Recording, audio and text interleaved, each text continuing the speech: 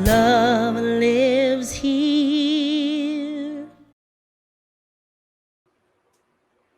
This is what it means to be part of a community, what it means to be part of a beloved community, which Riverside Center for Spiritual Living is.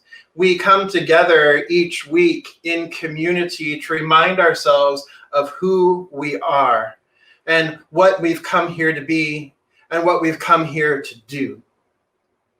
And one of the ways that we do that is we do that with our focus statement. So please join me in saying our focus statement with all of the V's: vim, vigor, velocity, and voluptuousness, and vivaciousness, and vitality, and everything else.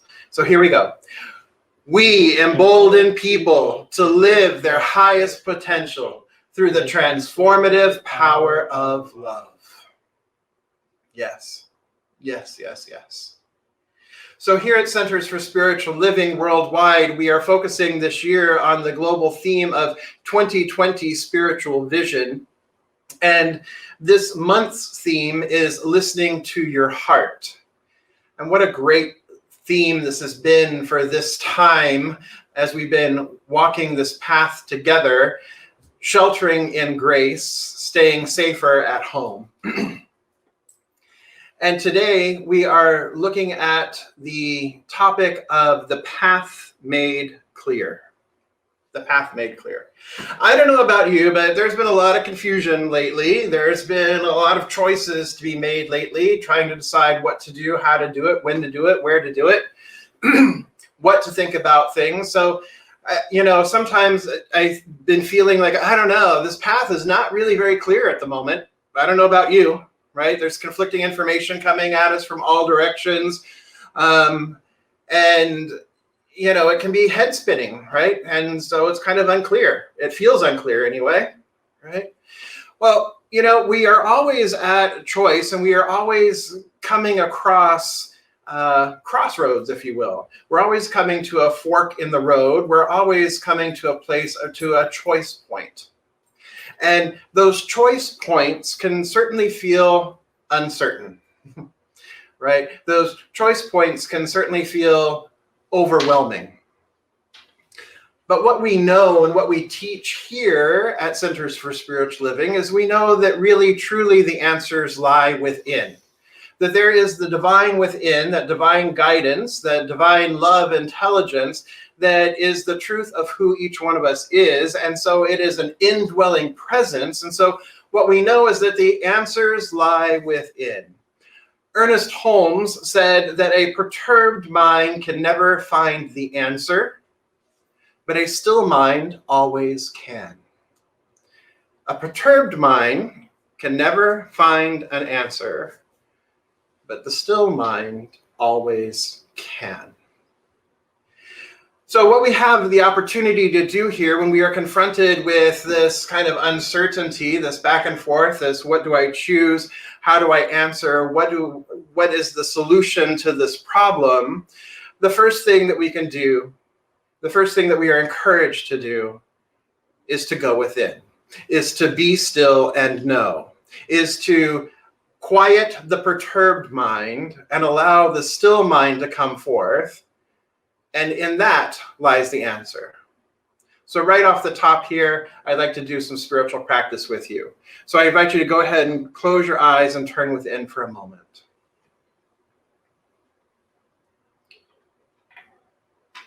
So the phrase is be still and know, right? To be still, that's what we are called to do here. So let's do that together. Breathing in, we contemplate briefly the phrase, be still and know that I am God.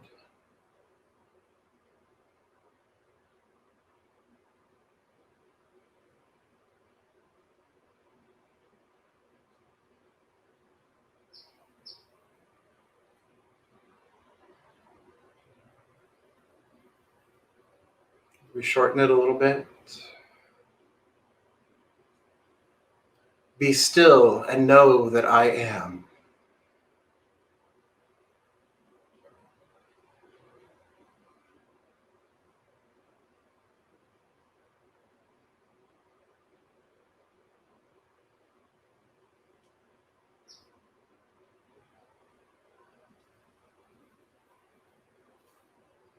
Be still and know.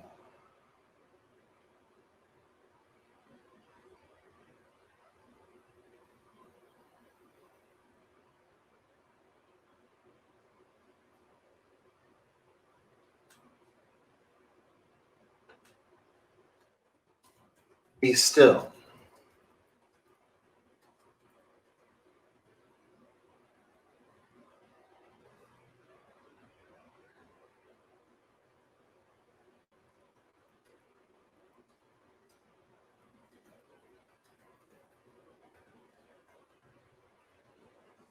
Be.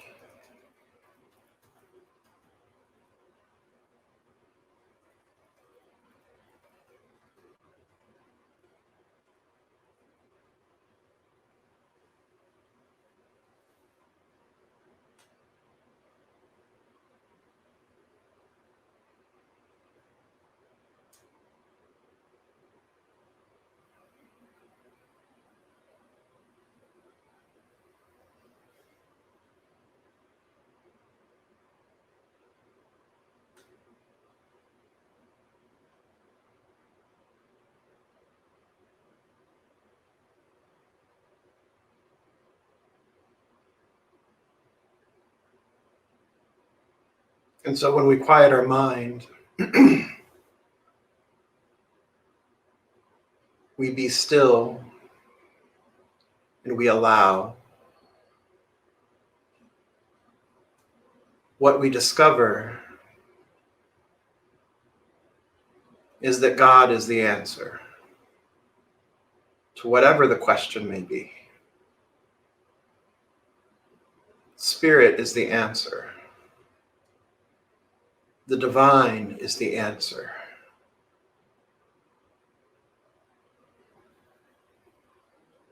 Breathe that in and feel that.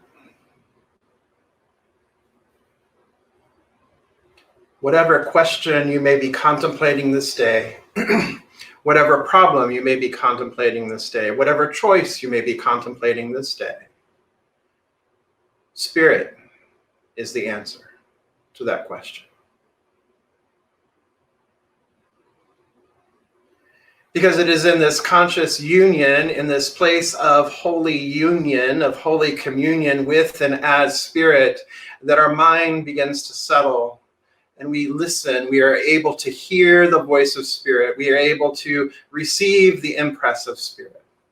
Because as Einstein said, a problem cannot be solved at the level of consciousness that created it. A question cannot be solved at the level of consciousness that created it.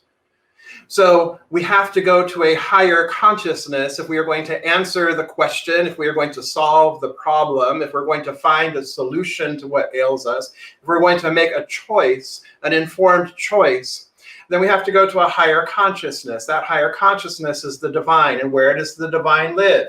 Right here within each one of us. Each one of us is a center for the living Spirit. The divine is right here.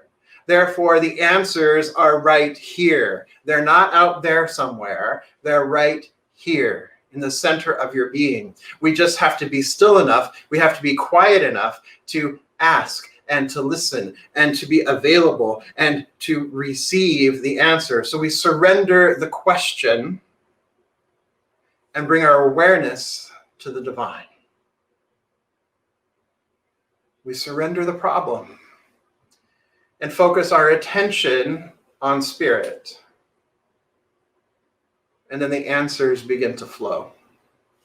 Now, the answers might not all come all at one time. So if you're trying to make a decision and you're thinking that, oh, Spirit's going to like show me the clear path all the way, I'm going to see it like runway lights, and like the whole path is going to be made perfectly clear all at once, all in one fell swoop. You know, I will have enlightenment, or I will know exactly what I need to do always and all the way through, and like from beginning to end, I'll know. And that's not the way it works. Sometimes it does, right? Sometimes that's what happens. We get a download, or whatever you want to call it. We get this inspiration and like, wow, the path is so clear and it's just so obvious all the way through. And sometimes it's just little minuscule bites. It's just bites that we can just take that one small sample bite of, right? And so as we turn within and we go within and we listen to Spirit and we listen for the guidance and we listen to what Spirit will have us do, we turn within and we listen, then we take the next indicated step. And then we take the next indicated step from there. And then perhaps we pause and we turn and we go within again. And then we take the next indicated step. You see, the word of the divine is law. Right? So Spirit is always for us. If Spirit is always for us, what could be against us? Nothing. There is nothing against us. Spirit is always for us. It is always unfolding. Life is always unfolding in divine right order, in divine right action. And if this is what we truly believe, then we have to lean into that, and we have to trust, and we have to know that this is unfolding for the conscious evolution, not only of us individually, but us collectively. And so we have the opportunity to take step by step by step by step, by next indicated step. This is the word, let your word be a lamp unto my feet and a light unto my path. And then the path is made clear from this perspective, that we move forward step by step. A journey of 1,000 miles begins with the first step. We must take that first step. And as we continue to trust, and as we continue to have faith in this process, as we continue to have faith in Spirit, have faith and realize that the Spirit is always supporting us. The Spirit is always maintaining and sustaining its beloved creation, which is each one of us. That the Spirit is always doing this. The Spirit is always unfolding. As we do that, the path becomes clearer and clearer. The way makes itself known. And we begin to live from that state of grace, that state of awareness, that state of conscious awareness. We remember that I, in the middle of thee, am mighty. And that's a capital I, in the middle of thee, am mighty. That's the I am consciousness, the I am presence. The I am presence is might within each one of us is mighty. And one with this I am presence, one with God is a majority. And therefore, if God, if Spirit, if the divine is before us, if the divine be for us, then how could anything be against us? And by before, you can look at it two ways. B-E-F-O-R, if the divine be for us, or you can look at it as before, the divine before, in front of us, is with us. Then who could be against us? So if we, as long as we keep our mind stayed there, as long as we keep our idea stayed there, our focus stayed there, our intention stayed there, then the answers come. The pathway is made clearer. Does that make sense? It's about faith. The path before us is about faith. Walking by faith and not by sight. We have to trust. We have to know. We have to turn within and allow Spirit to reveal its will. Allow it to reveal its highest idea for each one of us. And then we can step into that and allow that.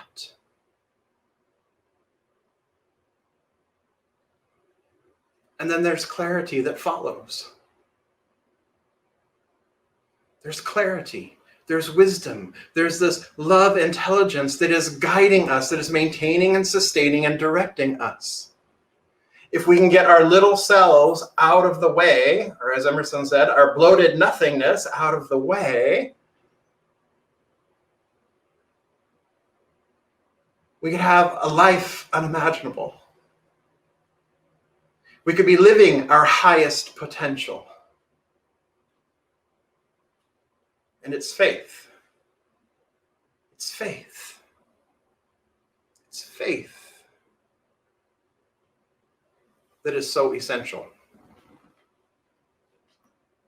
See, we've been hearing a lot about essential lately, right? That what's essential versus what's non-essential. Well, what we know is that faith is essential, right? Faith itself is essential. However, with faith, what that means is that we practice faith wherever, whenever. We practice faith everywhere and always. That is what having faith means. That is what being people of faith means. It means that we live our faith daily, everywhere, always. So the center itself is not the building. The center is you and me. The center is this community that we have built together. The center is alive. It is present, always and everywhere. That is what the center is. The center is the beloved community, common unity, that oneness that expresses through each one of us. Each one of us is the center for the living spirit. So the center is not a building. The center is you, the center is me. And so the center is always open. The center is always open. It's the building that is closed right now. But the center is always open. Because the center is spirit, whose center is everywhere and whose circumference is nowhere. So when the master teacher said about the temple, I can destroy this temple and in 3 days rebuild it, he wasn't talking about the physical structure. What he was calling and sharing with the people of his time is that the temple of God, the temple of the divine, lives within each one. Each one of us is the body temple of the divine. Each one of us is the divine made manifest. Therefore, wherever we go is holy ground, not just some place. Now, I love being at the building with all of you. And I know that we are longing to return to the building, and we will. We just don't know when. And when we do, there will be modifications.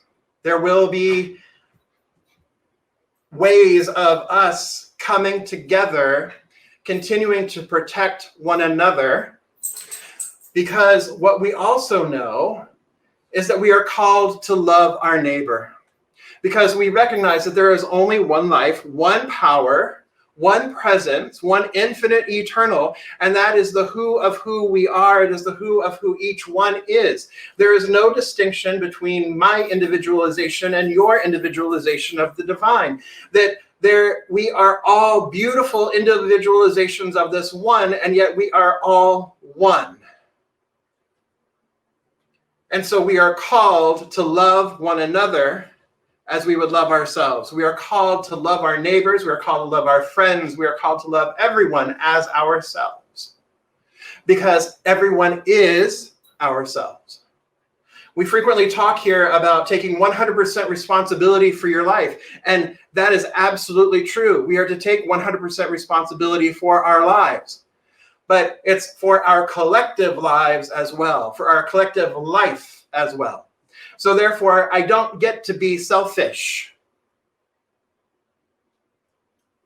If I forget that I am connected with you, that you're connected with me, that leads to feelings of separation, of otherness, of othering, and it makes it really easy to see somebody and point fingers and to judge. It makes it easy to act selfishly if I forget. And there are a lot of people who have forgotten who they are. There are a lot of people who have forgotten who we are. There are a lot of people who have forgotten that there is only one here. And you know what? It's up to us to remind them. It's up to us to show the way. It's up to us to be the example. It's up to us to bring the power of love, bring the power of oneness into its fullest and highest expression. And we do that by walking our faith. By walking our faith.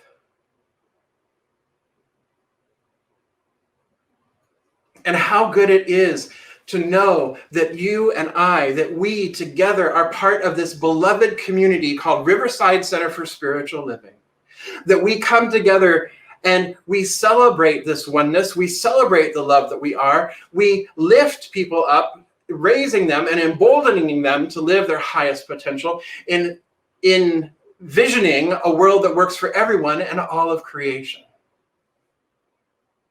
Awakening humanity to its spiritual divinity, to its spiritual magnificence.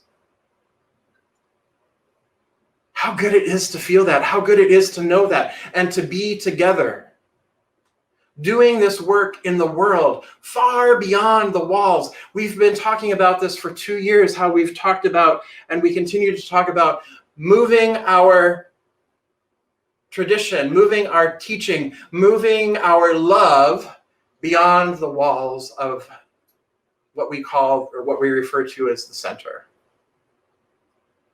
This is a perfect opportunity to do this, to move love, to share love, to express love. This is a perfect opportunity to be the power and the presence in every moment, to display and to demonstrate your faith, demonstrate our faith. Every moment of every day, because you are the center of the living spirit. You are the center. We together are the center. So as things are unfolding here, as these times continue to ask questions and there continues to appear to be problems or challenges that are wanting to seek solutions, as there are choices to be made, I invite you to be still and know. To be still and know.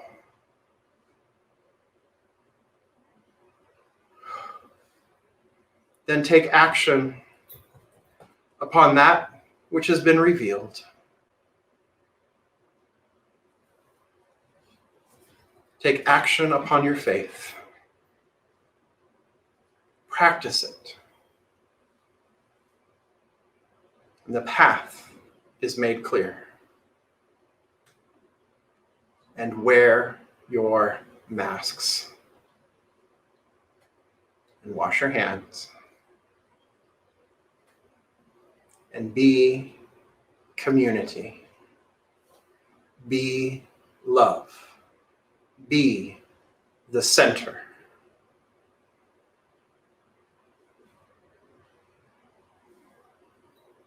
And so I invite you to join me in consciousness. I recognize that right here and right now, there is only one power, one infinite eternal that is moving, living, breathing, and having its being in, through, and as all of creation. This one is love, intelligence. This one is peace. This one is harmony. This one is joy. This one is the divine expressing itself in, through, and as everything and everyone. That there is no place where God is not. There is no place where God stops and something else begins. There is only this one life.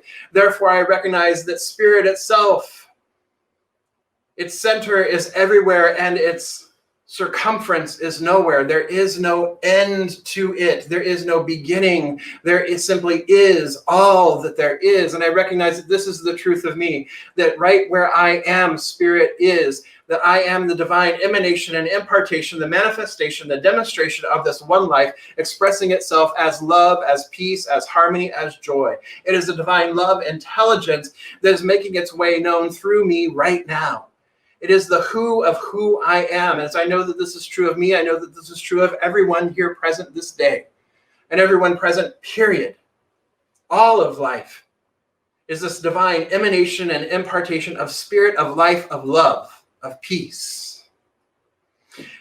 And so I speak my word here and now for our beloved community, recognizing that truly we are one. There is no separation between any one of us, that we accept this high calling to be the power and the presence of love in the world, to be the power and the presence of love in our community, as our community in Riverside, that we are the ones that we've been waiting for, that we are the light bearers, the torch bearers.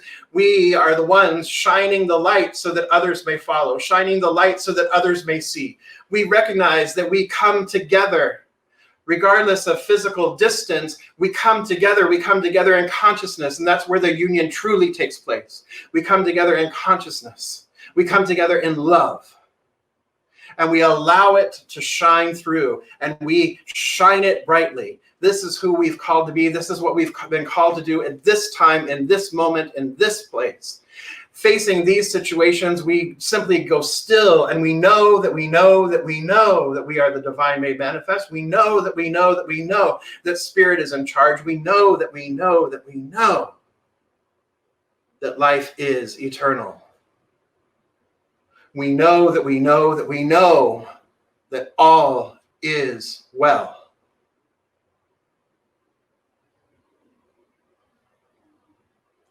For we are the beloved. We are maintained and sustained. We are lifted in love, grounded in peace.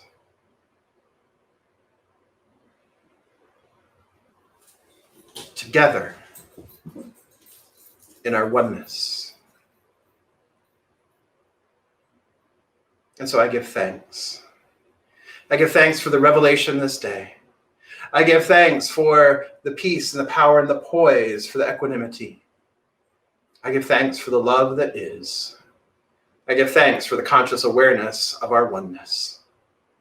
I release this word into the law, knowing that it is done, knowing that all is well. I let it be, and together we affirm, and so it is.